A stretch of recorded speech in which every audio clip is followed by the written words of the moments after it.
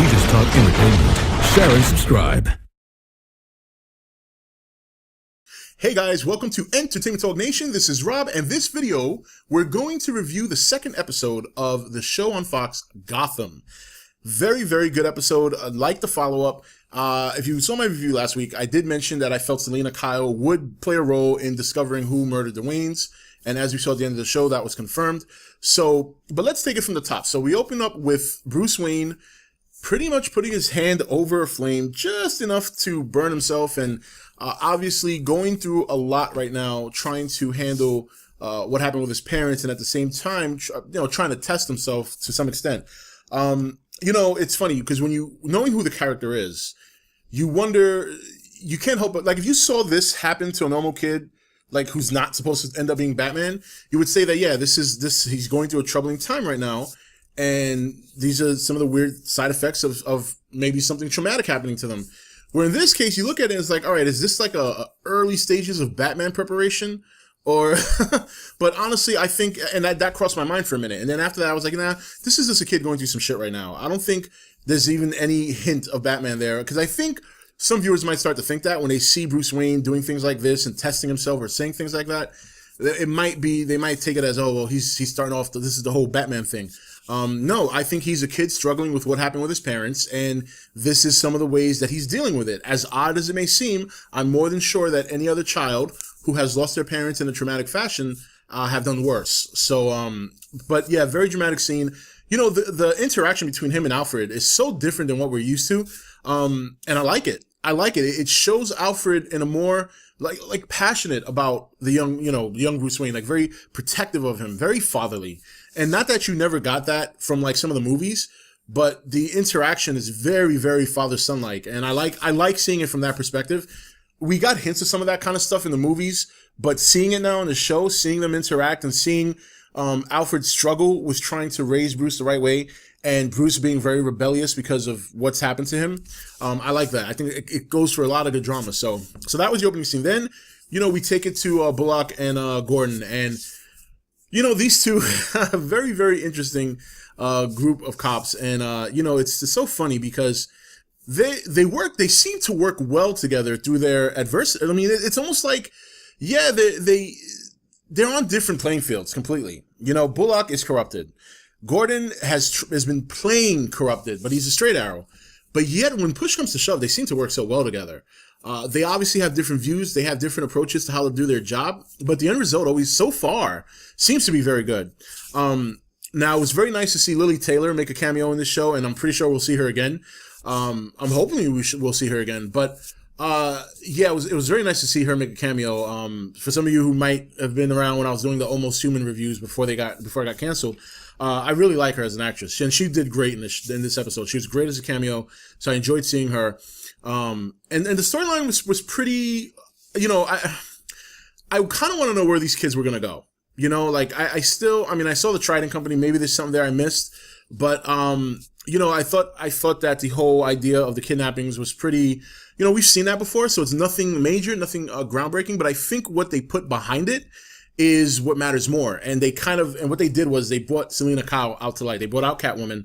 And I think she, as I said, she was going to play a role in finding out who the Wayne killers were, or the Wayne killer was. And now we see that that's really what that story went through. That's kind of what they were aiming for. Like, there was the story of the kids being kidnapped, but really the goal in that storyline was to get to Selina Kyle. And it was okay. It was fine. They could have probably done it differently, but because her age, and now I knowing that she's 13, I'm a little surprised. She looked a little bit older, but then at certain angles, I'm like, yeah, she could be 13. And so she plays right into that storyline. So it kind of understand why they went that route. Little bit going off course, like in terms of, like, we got Cobblepot at the very early of the show. Then we didn't get him at all for a good portion of it, and then we get him at the end. So, I don't want them to feel like they got to force everything in there. They could have just as easily focused this whole episode with, the storyline with the kids and Selina Kyle without having to throw Cobblepot in there. I would have been more than happy to wait for next week to see what's going on with Cobblepot and get maybe a little bit more on him. And I'm not saying it did a detriment to the show, but it kind of like it started off so cool. You know, he's walking down the street. He's, you know, he gets picked up by these two guys who are basically goofing on him, and he's taking it until they call him the Penguin, and he lashes out. Seems to kill one, and then as we find out at the end, he holds the other one captive. But after that scene, after he rents the trailer and all that stuff, and you know, we just don't see him for such a long period of time. So it's almost like, you know, to me, it felt like we have to put Cobblepot in there for this episode, when I don't think they did. I think what they had going with Selina Kyle, Gordon and Bullock, and even the Jada Pinkett, Falcone, and I'm going to say Falcone because I think that's how it's pronounced. Falcone, I don't know why. Maybe I'm wrong. Maybe the movie was wrong, but Falcone is what I'm swallowing him. You know, I think between Gordon and Bullock's investigation, Selina Kyle, and then the little conflict between Falcone and Fish, that would have been more than sufficient. I would have rather them, you know, extend that a little bit and go a little bit more into detail with that than feeling like they had to force in Cobblepot. But that's just me. And it's not that Cobblepot scenes weren't good; they were great. So much so that I wanted to see more, but we didn't. But it looks like maybe we'll get to see more next week. So speaking of Fish and Falcone, so this was my favorite scene of the whole episode. It really was, because Falcone comes into the club and, you know, he's being all nice and, hey, you know, wine, and let's toast. And everything seems fine. He confronts her about what she said. She denies it. He knows, and he knows she's full of shit. He knows. He's not stupid. He's been around. But he plays dumb until the very end when he's like, oh, so who's your lover? And that scene right there for me was great. And I loved Jada Pinkett's reaction. Her reaction was fantastic, because when he's touching her hand, you see her looking past his shoulders at the man getting beat up, which is obviously somebody she has a care for, because you can see the anger, you can see the hurt, you can even see the fear, you know, and she's fighting back these tears. Her eyes are watery. They're even getting red and bloodshot. And man, I gotta say, it's hard to do something. I can imagine how hard it is to do something like that for a scene, you know? And it looks so freaking real. And she looks so pissed. And I felt that, man. I'm like, damn, I'm loving Jada Pinkett in the early going on the show. I gotta be honest. Right now, she is the one for me personally, that's stealing the show. The few scenes that she is in, man, she comes to life. And then after Falcone leaves, she kicks everyone out the club and she's raging, and it's just a great scene. So, you know, overall, I like this episode. You know, again, I felt the Cobblepot stuff was forced. I loved Jada Pinkett's scene. I thought that was the scene of the show. Bullock and Gordon are a very interesting duo, I gotta say.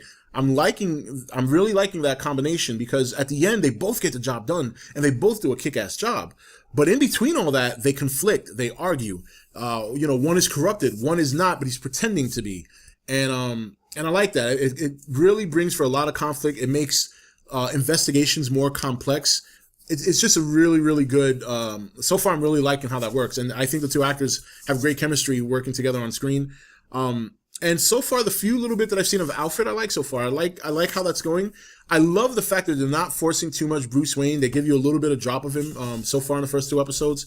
So that's pretty cool. And, you know, Selina Kyle, you know, to me in the first episode, there was no point in her being there, but I think the reason they kept her there, that last week what I said, was basically, to tell the crowd, look, she's going to play a role in finding out who killed the Waynes.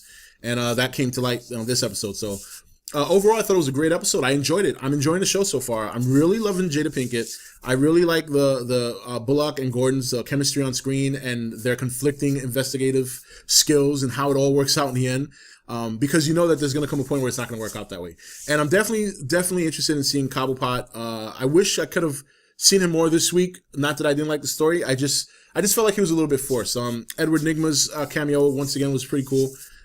It was a good episode. I'm enjoying the first two episodes. I think it's a good show. I think it's got good potential. So, but anyway, guys, that's it. So what did you think about the second episode? I thought it was pretty good.